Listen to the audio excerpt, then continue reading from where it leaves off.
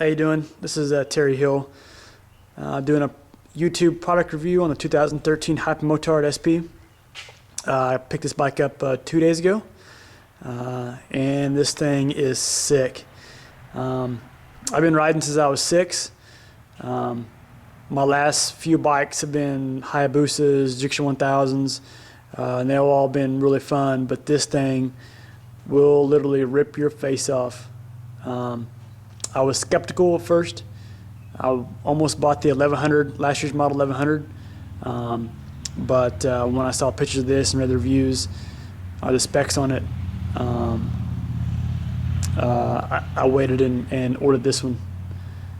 As far as I know, it's one of the first ones on the East Coast, and definitely the first one on YouTube.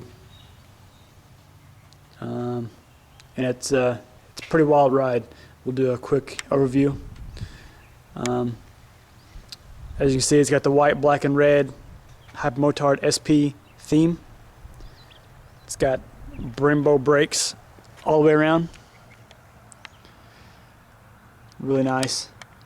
It's got a lot of carbon fiber accents.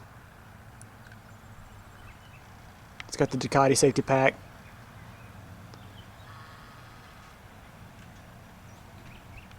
Engine covers are carbon fiber. This year's got the shorty exhaust instead of the two under the seat. Sounds really, really good. It's got the single-sided swing arm. Obviously, it's Ducati. That's what they're known for. Nice tail.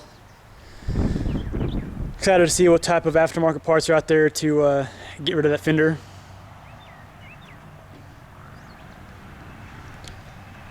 It's got the Öhlins rear shock.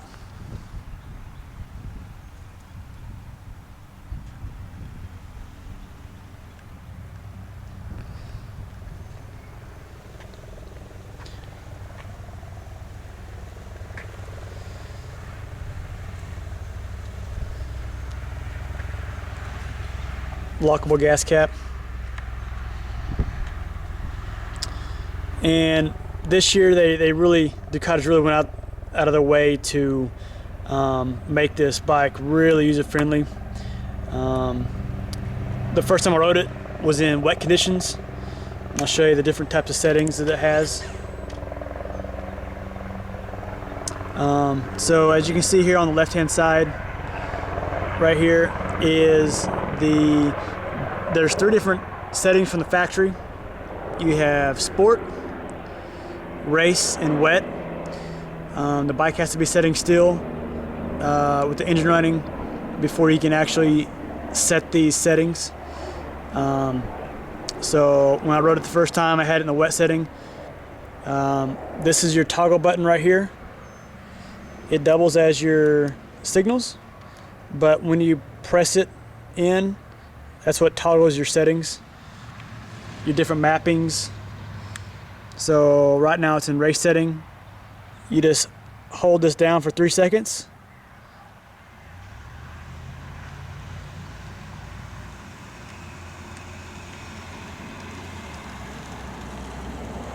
So there's race. Just went in the race mode. Sport. And as you can see, the ABS and the Ducati traction control changed with the different settings.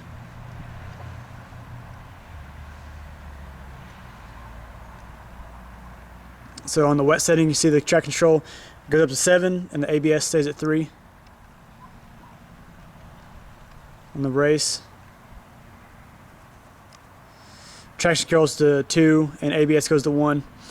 This bike has the fly-by-wire throttle. It's something I'm still getting used to. Like I said, last bikes were Hayabusas and Ducati 1000s. Never had a bike with fly-by-wire. In the race setting, you really have to be careful. It's almost like there's minimal to none feedback as you would get off of a throttle cable going to a set of carbs or fuel injection or whatever. So honestly, I've been riding around in sport mode It changes the mapping, so you still have plenty of torque, still be able to pull the front wheel up and ride it as long as you want. But the throttle response is not as aggressive as in the race mode.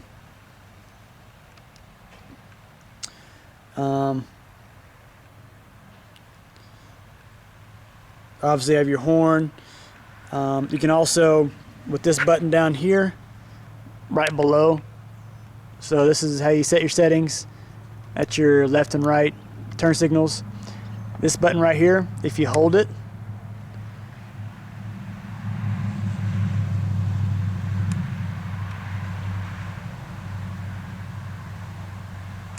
it goes into your setting menu.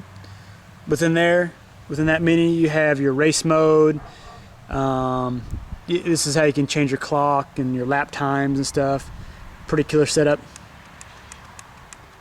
You can set up completely customized settings other than the factory settings for you. The ABS and the traction control, pretty sick.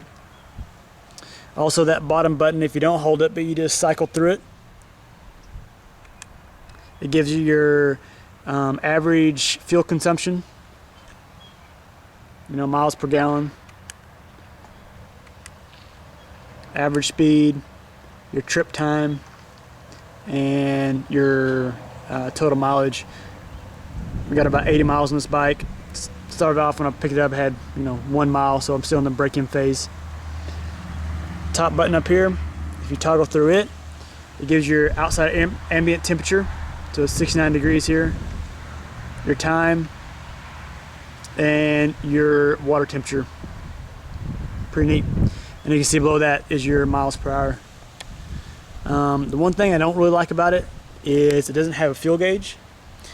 The other day when I was riding home, my fuel light came on, and this is before I was able to look through the manuals. And so I guessed I was guessing I probably had about 10 miles to go on reserve. I went 5 miles, and luckily there was a gas station. So I would have liked to have seen a fuel gauge function rather than your consumptions miles per gallon. I really don't care about that. Bike sounds really good.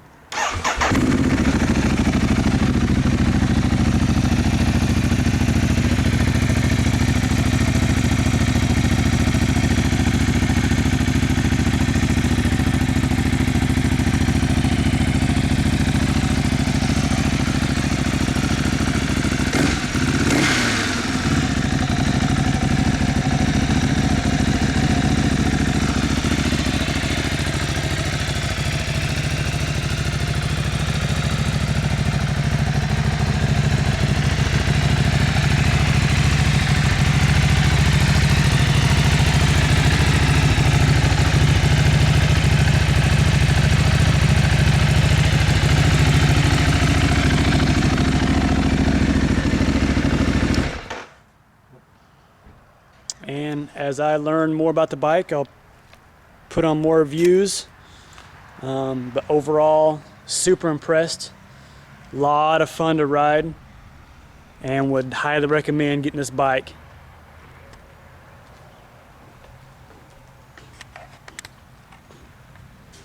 Thanks for watching.